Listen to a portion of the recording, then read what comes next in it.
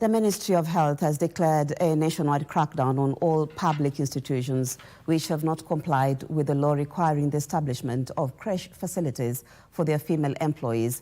Public Health Principal Secretary Mary Muthoni said that the lack of child facilities has now become a major concern affecting productivity at work and affecting the well-being of children. She attributed it to the increase in the number of children relying on bottle feeding from 22% to 34%.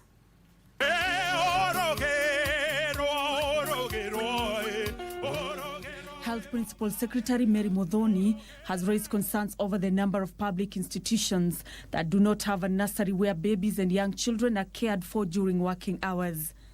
The PS says that the lack of creches has affected productivity among mothers and led to a decline in the number of children being breastfed. The Health Act of 2017 dictates that every institution must have a creche in this country to make sure that this shift of 22 to 34% of children being fed with artificial foods or with bottled milk will reduce. 60% of our infants under 6 months, are exclusively breastfed. So you can see we are still having a 40% somewhere, which is not catered for.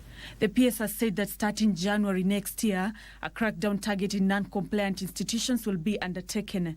So come January, we will ask all inspectors, public health, and also nutrition experts to ensure that we will go around to ensure that we are coordinating with the county government and ensure that there are creche built in every company, every institution, government agencies, schools.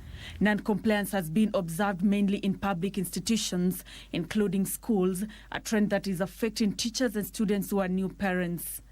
I think it is more alarming when there are mothers who are expected to be productive in their workplaces, but they are getting mastitis or any other infection because of not breastfeeding at the right time. And even if the milk is expressed, it is no longer the same, will not be the same as the child who is feeding directly from the mother.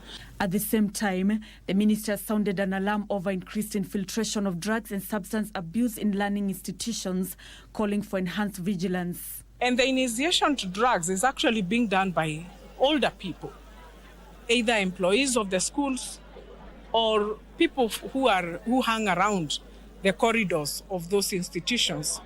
So we are not taking this lying down because we will employ a whole of government approach to ensure that all agencies are joining hands.